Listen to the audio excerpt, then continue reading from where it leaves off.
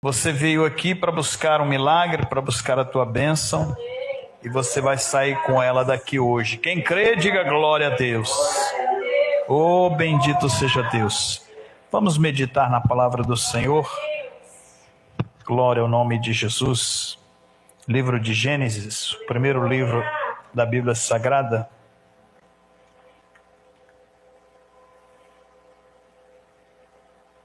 Livro de Gênesis, no capítulo de número 32, no versos 22 ao 32. Capítulo de Gênesis 32, versos 22. Glória ao nome de Jesus. Muitas das vezes nós nos sentimos sós, sem ninguém para estar perto de nós. Mas existe um Deus lá nos céus que olha para nós hoje. Aleluia, Jesus.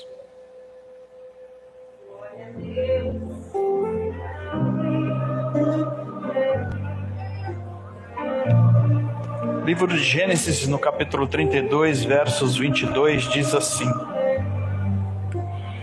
E levantou-se aquela mesma noite, e tomou as suas 2 mulheres, as suas 2 servas, e os seus 11 filhos, e passou o val de Jaboque, e tomou-os fê-lo passar o ribeiro,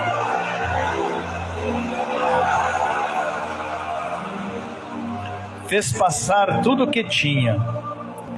Jacó, porém, ficou só, e lutou com ele um homem até o raiar do dia. Vendo este que não se entregava, tocou a juntura de sua coxa e se deslocou a juntura da coxa de Jacó, lutando com ele. E disse: Deixa-me ir, porque a alva já subiu. Porém Jacó lhe disse: Não te deixarei ir, se não me abençoares. Então perguntou aquele homem: Qual é o teu nome? E ele disse: Jacó. Então lhe respondeu: Não te chamarás mais Jacó, mas sim Israel, pois como príncipe lutaste com Deus e com os homens e prevaleceste. E Jacó lhe perguntou e disse: Deixa-me saber o teu nome. E disse: Por que me perguntas pelo meu nome? Então o abençoou ali. E chamou Jacó o nome daquele lugar Peniel, porque dizia: Tenho visto a Deus face a face, e a minha alma foi salva.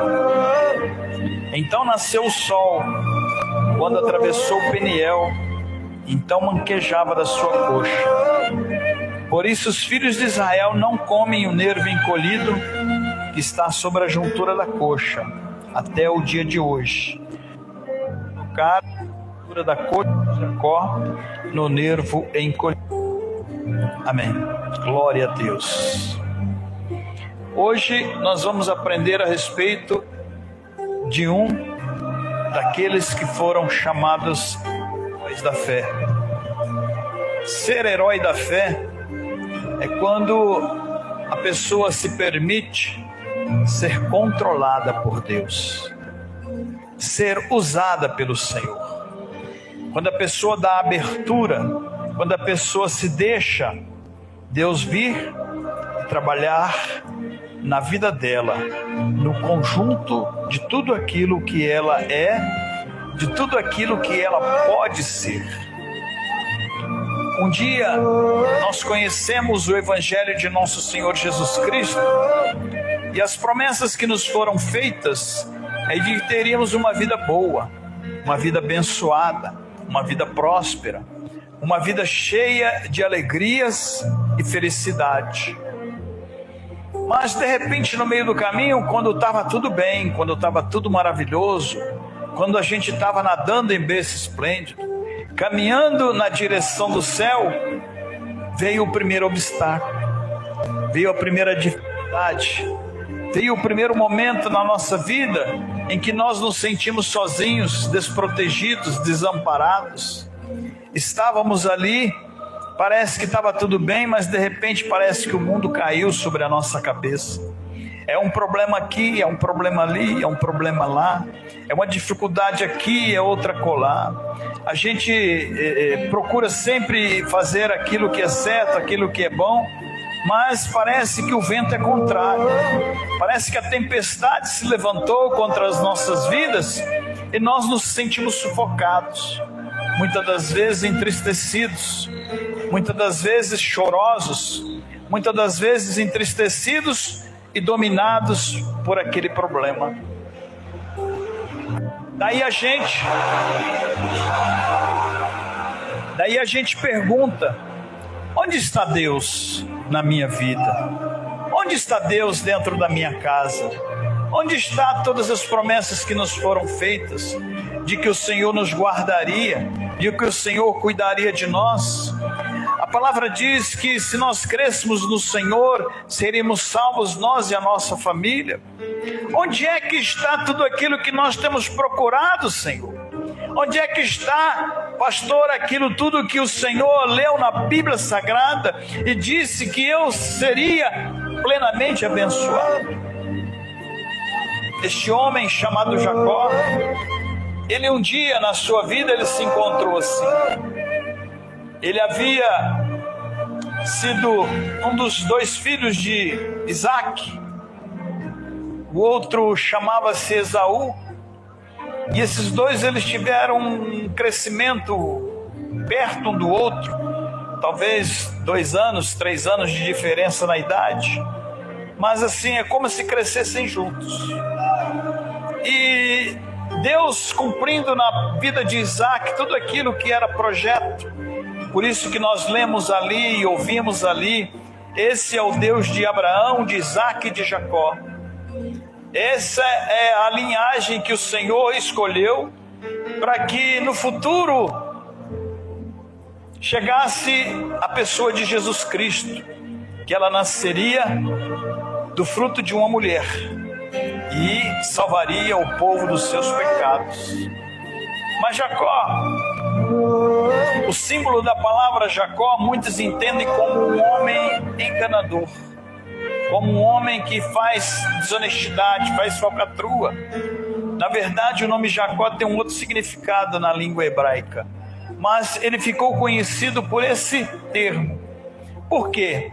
Porque quando o seu pai já estava praticamente cego, idoso, já à beira do leito da morte, quando seu pai estava ali, ele o chama, os dois, para que a bênção da primogenitura, para que a bênção seguisse no caminhar da linhagem.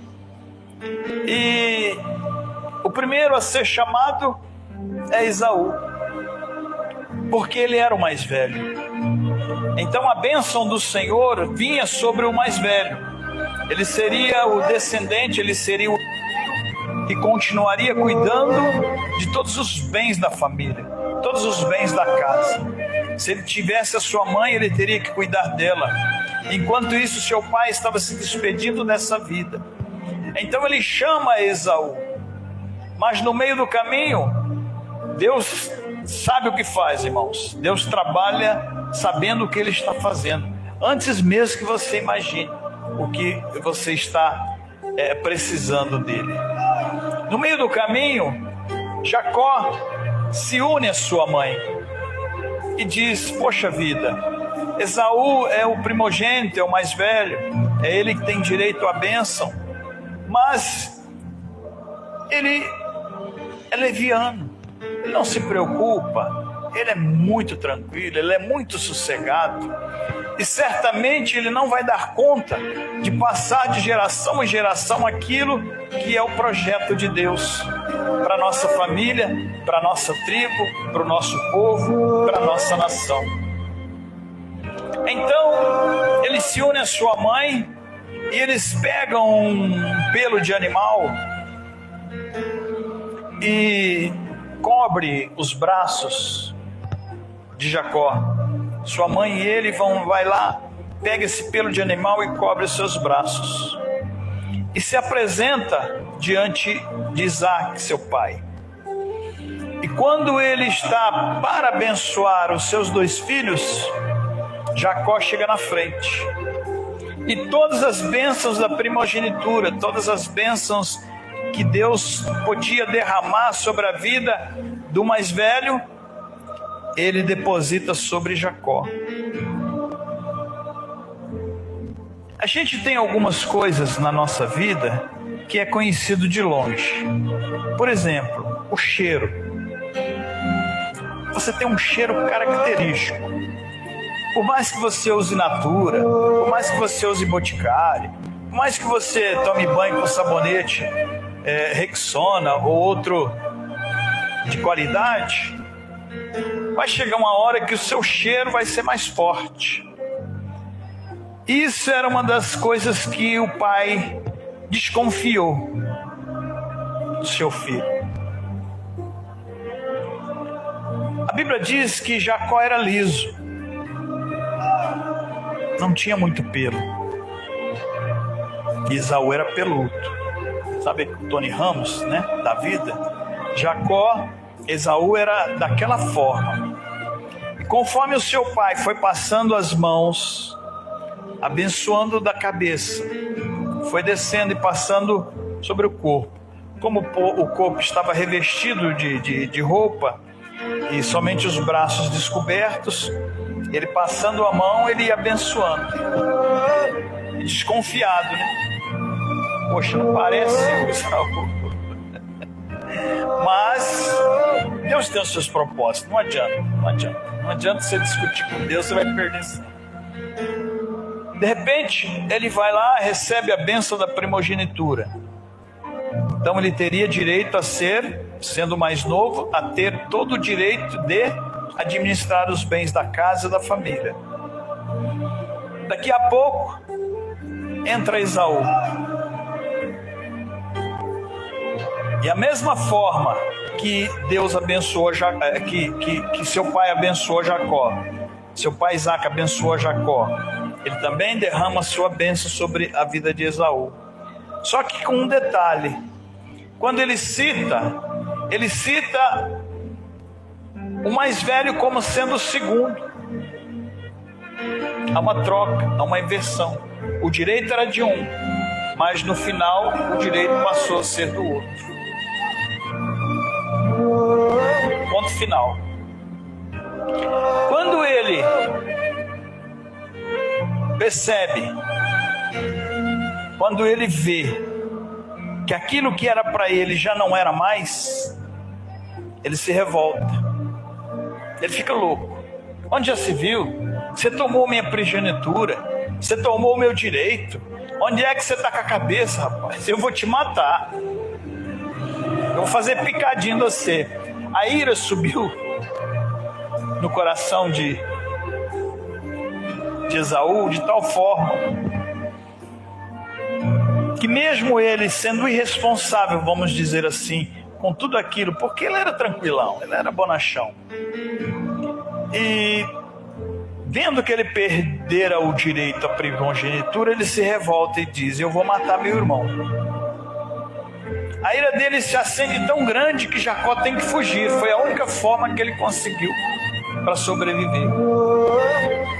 E quando ele foge, ele deixa a casa, ele deixa o lar, ele deixa a família, ele deixa o seu pai, deixa sua mãe, deixa os seus empregados, deixa os seus animais, deixa toda aquela riqueza que eles possuíam, porque Isaac era muito rico. Um dia nós vamos ler a história de Isaac, que é muito bonita. E acontece que ele, tendo que fugir, ele perdeu tudo aquilo que ele tinha. É como se você saísse da sua casa e fosse morar na rua. Todo o conforto que você tem, daqui a pouco você vai para sua casa, você vai deitar naquele colchão macio, pegar aquele cobertor maravilhoso, né? Mais macio ainda, se cobrir, deitar de lado e descansar. E ele já não conseguia mais isso. Ele já não tinha mais essa condição. Porque aonde ele foi para fugir da morte, ele entrou no deserto. E quando ele entra no deserto, é porque Deus tinha que trabalhar na vida dele. Deus tinha que fazer ele se submeter à vontade de Deus, assim como Deus fez com Moisés. Moisés foi outro fugitivo do palácio de Faraó, e todo aquele conforto que ele tinha, ele teve que perder. Mas isso é sinal de humildade diante de Deus. Quando Deus te colocar na prova, irmãos, quando Deus te colocar no fogo, quando Deus te colocar na jaula dos leões, não se desespere. Não deixe com que a dúvida e a incerteza tome conta do seu coração, pois Deus está tratando com você para que lá na frente Ele te levante e você seja como um urso, seja como um leopardo, seja como algo grande, gigante, em que as pessoas vão temer e tremer diante da sua presença. O Deus de Jacó estará convosco todos os dias da sua vida, foi o que Jesus disse. Então ele sai daquela vida confortável que ele tinha e vai para o deserto. E quando ele chega no deserto, aí faltou água, faltou comida, faltou tudo que ele precisava, faltou para a sua subsistência. A sua roupa podia ser hoje seria uma seda, seria um linho, seria um pano, uma microfibra, seria o seu sapato, seria um sapato super macio. Aquilo foi desgastando. A sua roupa, ela foi pegando poeira. Se era limpinha, ela foi se sujando. E ali ele não tinha alforje para guardar nada. Ali um pedaço de pão com poucas horas, poucos dias, acabou tudo. E aí ele se encontrou com Deus, como Deus queria. Foi ali, no tete a tete, no sofrimento, na dificuldade, que ele encontrou Deus. A Bíblia diz que ele chegou num ponto de deitar e colocar a sua cabeça em cima de uma pedra. O travesseiro do Vitor é pena de ganso. Ele coloca assim, ó, nem sente. Dorme a noite inteira como uma criança. E o de Jacó era uma pedra. Consegue? Consegue dormir no chão duro, em cima de uma pedra? Irmãos, o deserto, ele é terrível, porque à noite faz um sol de 50 graus à sombra, de dia, e à noite faz um frio medonho, frio tremendo. Então de 50 graus vai a 0. Quem é que consegue sobreviver no deserto causticante e frio ao mesmo tempo? Ele precisava ter esse encontro com Deus ali, naquela hora, naquele momento. Você pode estar aqui por uma necessidade, e Deus conhece a sua necessidade antes de você abrir a boca para falar com Ele. E a Bíblia diz que todo aquele que crer verá a glória de Deus, verá a manifestação de Deus na sua vida, se o coração se abrir, para que Ele possa vir e fazer. Às vezes a gente quer fazer, a gente quer pegar ali, fazer acontecer, mas quando a unção do Senhor vem, a Bíblia diz que ela despedaça todo o jugo, ela despedaça toda a barreira, ela arranca todo o empecilho, ela quebra qualquer grilhão. E no mundo espiritual, aquele que nós vivemos, você trabalhou o dia inteiro na sua casa ou na empresa que você está registrado, você labutou o dia inteiro com alguma coisa, era o reino material, era o reino dos homens. Mas aqui você entrou no reino espiritual. Aqui é diferente, aqui a luta é travada. Aqui você não está brigando com o seu marido, não está brigando com o seu filho, não está discutindo com o seu vizinho. Aqui você está lutando contra o império das trevas, que é esse o causador das nossas dificuldades. Quando ele se interpõe entre você e a bênção, é necessário com que o anjo do Senhor, o anjo guerreiro, o anjo Miguel, venha em seu socorro, venha em seu favor, assim como ele veio na vida de Daniel.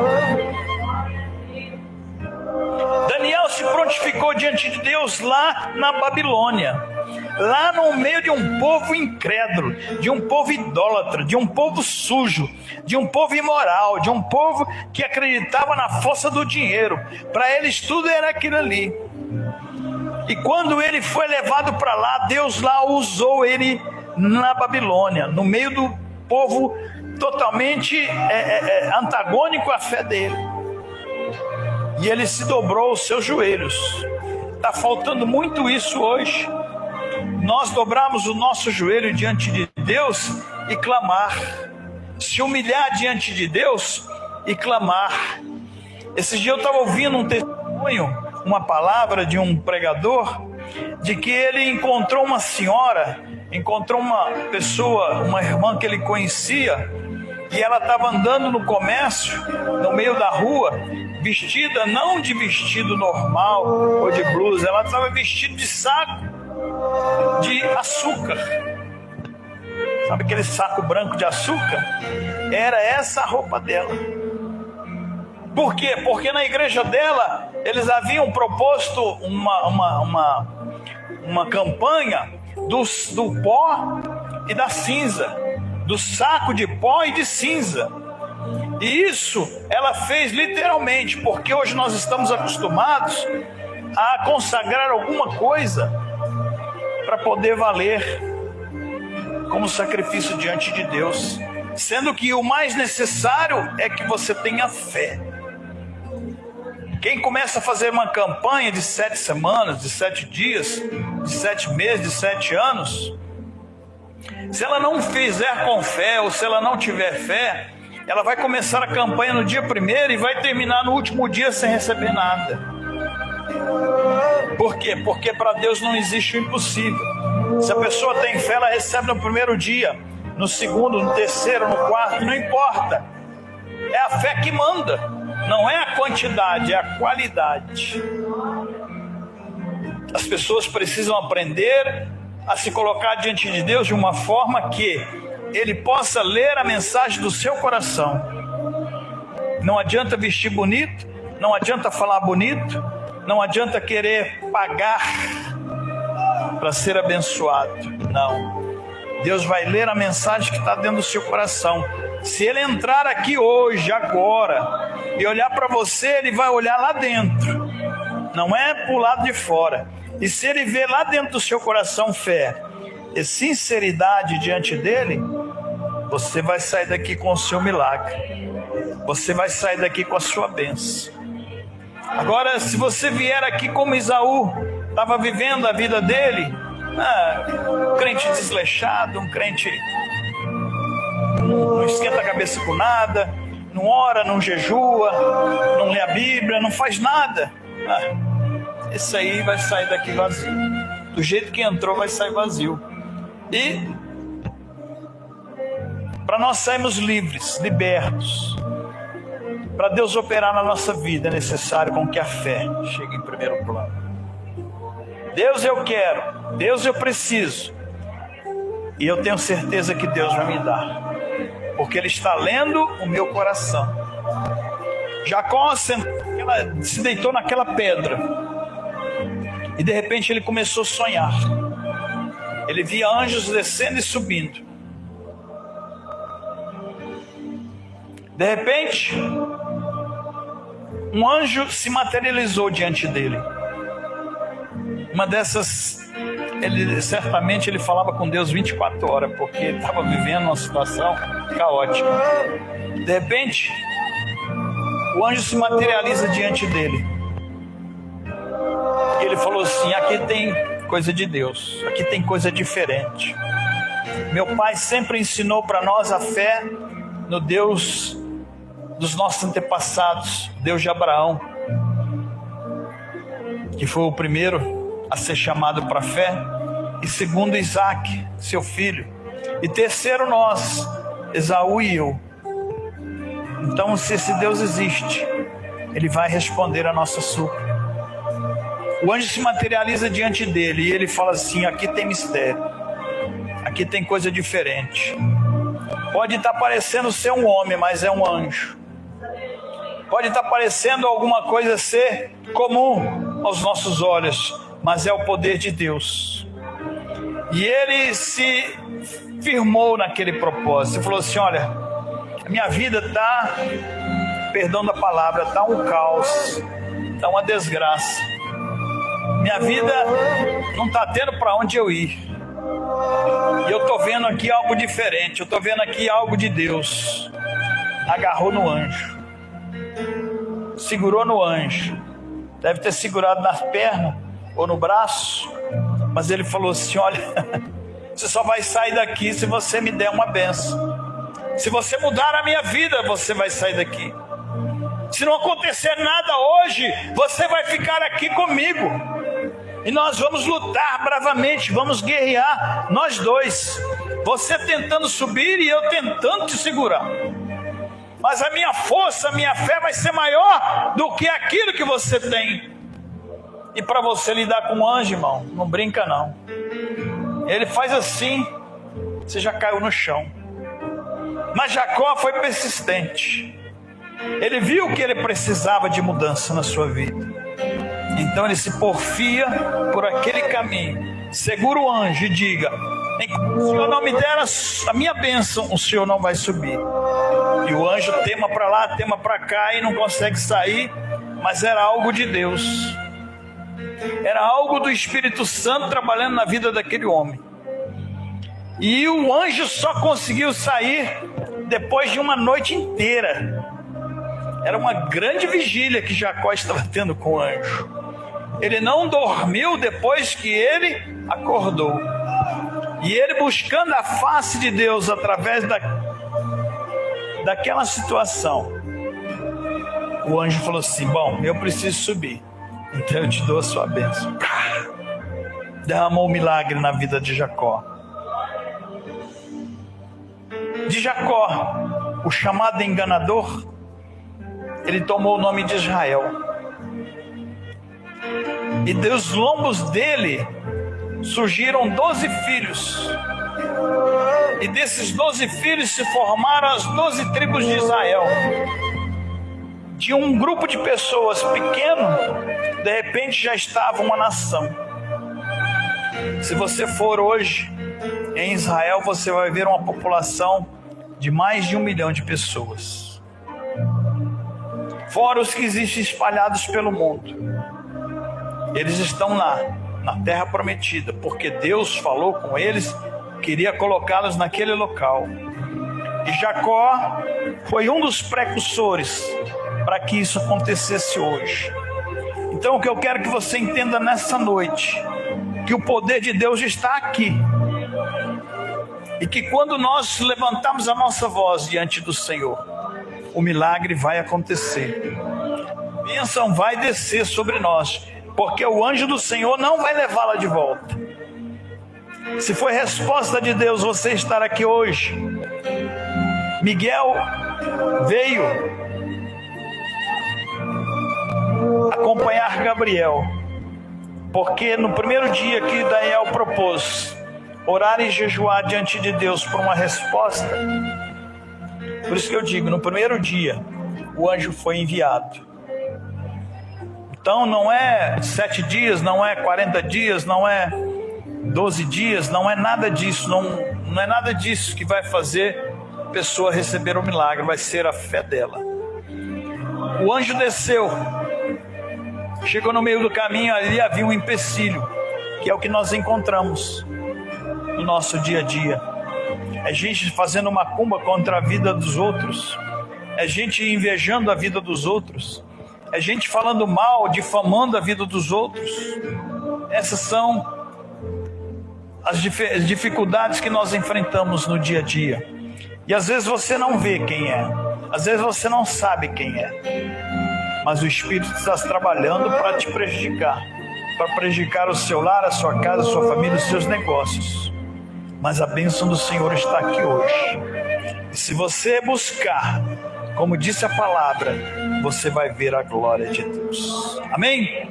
Vamos ficar de pé, vamos falar com Deus. Dito seja o santo nome do Senhor Jesus. Glorificado seja Deus para sempre. O teu nome seja engrandecido. Aleluia. Santíssimo e soberano. Aleluia. Santo Deus. Maravilhoso Pai que estais nos céus. Em nome do Senhor Jesus, nós estamos aqui, Senhor, para uma mudança, para uma transformação. Nós estamos aqui, Senhor, por causa de um milagre. Se é a nossa quinta-feira da vitória, então é isso que nós queremos, Senhor, para a nossa vida hoje. Chega de sofrer, chega de chorar, chega, meu Deus, de situação adversa, chega de momento tenebroso, Senhor, na nossa vida. Chega, meu Pai, de tanto problema, de tanta dificuldade, porque o Senhor nos trouxe para esse dia, mesmo nos provando, mesmo nos colocando nessa situação, mas foi para que nós despertássemos. E estamos aqui hoje, Senhor, pela Tua mão forte e poderosa. E queremos, meu Deus, o nosso milagre. Queremos, Senhor, a nossa cura. Queremos, Senhor, a nossa libertação. Queremos, Senhor, a Tua mão operando e operante sobre nós. Então vem, Espírito Santo. Venha na vida desta pessoa que aqui está, Senhor. Venha sobre o lar dela, sobre a casa dela, sobre a família dela, sobre os negócios dela, Espírito Santo. Venha, ó Deus, curar agora, libertar e salvar aquele que está perdido. Ó poderoso Espírito Santo, que a Tua mão forte e poderosa seja sobre nós. Visita o nosso lar, a nossa casa, a nossa família. Visita, Senhor, agora com poder e grande glória, manifestação do Teu Espírito Santo. Visita agora, Senhor, vá lá onde está a necessidade. Eu não sei se a pessoa está de cama, eu não sei se a pessoa está numa cadeira, eu não sei se a pessoa, Senhor, está oprimida, possessa ou passando por uma depressão, meu Pai. Mas eu tenho certeza que a Tua mão está aqui agora. E daqui aonde nós estamos, Senhor, nós enviamos o socorro. Lá na família dela, lá no lar dela, lá nos negócios dela, meu Pai. E aonde estiver esse mal, aonde estiver este problema, aonde estiver essa dificuldade, aonde houver essa necessidade, em nome de Jesus nós repreendemos toda ação maligna. Nós repreendemos toda a força contrária, toda a força negativa, todo o trabalho de inveja, todo o trabalho de divisão, todo o trabalho de porfia, dissensão, tudo aquilo, Senhor, que faz com que estas pessoas sejam infelizes. Nós lançamos no mar da tranquilidade, no mar do sossego, todos esses problemas, e trazemos para essa vida, meu Pai, uma transformação. Nós não queremos, meu Senhor e meu Deus, mais chorar, Senhor. Nós não queremos mais entristecer o nosso coração, porque sabemos que o Senhor é bom e a sua misericórdia é conosco em cada momento. Perdoa os nossos pecados, os nossos erros, as nossas falhas. E cumpre em nós, Senhor, o Teu querer. Aleluia. Cumpre em nós, Senhor, a Tua vontade. O Pai, querido Pai amado, opera, Senhor, sinais, prodígios e maravilhas. É o que nós te pedimos, crendo, para a glória do Teu nome. Aleluia. Bendito seja Deus. Todos que creem, adorem ao Senhor. Todos que creem, glorificam o nome do Senhor. Glória a Jesus. Aleluia. Santíssimo e soberano. Glória ao nome do Senhor, grande Deus, aleluia. Santo, santo és Tu, ó Deus, santo, santo és o Teu nome, Senhor.